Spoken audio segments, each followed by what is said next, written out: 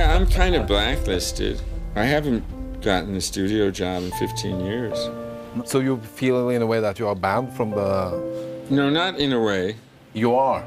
Yeah, I think. Shut the video camera off. I will keep it on until we're rehearsing.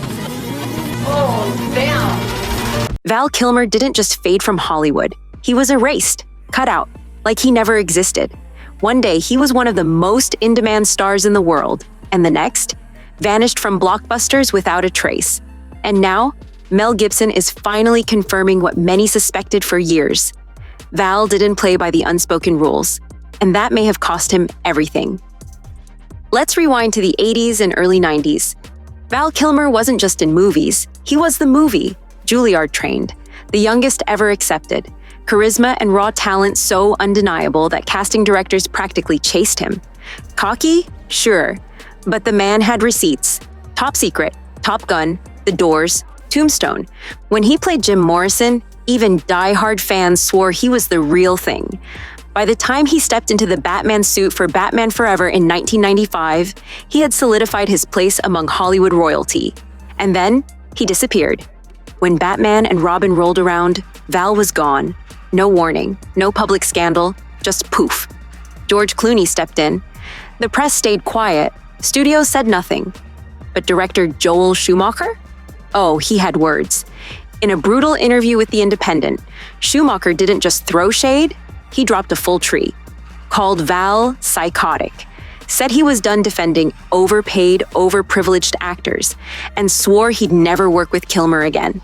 His quote, "He was rude, inappropriate. Then we had 2 weeks where he didn't speak to me, and it was bliss." But let's be honest, when has difficult behavior ever gotten a man tossed out of Hollywood? Be serious. The industry runs on tantrums and egos. Plenty of Oscar winners have cursed out crews and trashed sets, and still walked red carpets. So the real question is, was Val really that bad? Or was he just bad for business as usual? That's when the blacklisting rumors started. And Val? He didn't deny it. In a painfully honest interview, he said it out loud. "I haven't had a major studio role in over a decade. Not in a way. I am banned." He didn't blame bad behavior. He blamed the system. "I had ideas. I challenged things. And yeah, I was young, insecure. I projected that into the industry. But the sounds coming out of my mouth? Unrealistic. Absurd. Apparently, I had an evil twin." He thought it was about the art. But Hollywood demanded silence, obedience. "I was dumb. I didn't realize this business was a game I wasn't playing right." He got his start fast. First movie, he starred. First play, he was the lead. Fame came quick. The fall came quicker. Now that I don't have that privilege, I try to be more grateful. I want to be a better person. I think about that every day. And then he said the quiet part out loud. "If I get back, yeah, I'll do what it takes. I'll play the game." And that's when things start to feel off. Because it wasn't just Val. Around 1998 to 1999, multiple stars started falling off. Fast. Mel Gibson, Wesley Snipes, Brendan Fraser. Mel went from box office king to barely getting gigs, unless he funded them himself. Snipes landed in prison over taxes. Brendan Fraser vanished after calling out a powerful exec. Coincidence? The internet doesn't think so. And neither does Mel. In a 1998 interview, Mel started connecting the dots. "I had these paranoid suspicions. I didn't understand why things were happening. Nobody explained it, but something felt wrong." He described Hollywood like a ghost town where the second you walk in, everyone freezes. It's like walking into a bar in a creepy Western. Everyone shuts up and stares at you, and someone whispers, "Don't go into that house on the hill." At first, he thought he was imagining things. But later you realize you were right all along. After The Passion of the Christ, Mel was ghosted by the entire industry. He had to self-finance everything. And guess what else happened in 1999? Stanley Kubrick died. Right after wrapping Eyes Wide Shut, a film laced with metaphors about secret societies, elite rituals, and masked power. He passed away before approving the final cut. Allegedly, 25 minutes were removed from the film after his death. And Val Kilmer. That same year, he stopped landing studio roles. Let's not forget, Val played Batman, his version, haunted, isolated, a man who'd seen too much and wore too many masks. fitting. Val wasn't just an actor. He documented everything. He filmed childhood moments, backstage drama, quiet days on set. It's like he knew one day he'd need the footage to tell the story himself. In 2021, he released Val, a documentary built on that archive. I have thousands of hours of tape from my life and career. It felt less like nostalgia and more like a man preserving evidence. And then there's the island, the one with the planes, the names, the silence. Val's fall from grace lined up eerily well with the earliest whispers of Epstein's circle. Did he refuse an invite? Say too much? We'll probably never know. But we do know this. Too many careers crumbled at once for it to be coincidence. Let's fast forward to Sound of Freedom, a film about child trafficking based on real events. Shot in 2018, shelved for years. Disney inherited the project after acquiring 20th Century Fox. Then, it disappeared into a vault. Why? When it was finally released independently, it smashed expectations. Nearly $100 million on a $14 million budget.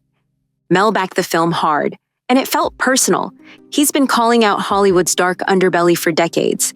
He once quoted a powerful producer who told him, "Women on film, either naked or dead, both is better." Yeah, that's the vibe he's been fighting against. He's called out child exploitation, industry predators, the spiritual rot behind the glitz. But when Sound of Freedom hit theaters, the media wasn't quiet. They were hostile. CNN, Rolling Stone, The Guardian called it conspiracy bait, no breakdowns, no real critiques, just dismissal. Meanwhile, Mel's been pushing Lethal Weapon 5. He says it's the best script yet, but nobody will touch it. Why? Because he's still radioactive, yet others in Hollywood with worse behavior get comeback deals and glowing profiles. So why not Mel? That's the same question he's been asking for years. Robert Downey Jr. publicly defended him. So did Andrew Garfield, while promoting Hacksaw Ridge. Everyone deserves second, third, fourth chances. Now Mel's hinting that Val knew the cost of fame wasn't just hard work, it was your soul.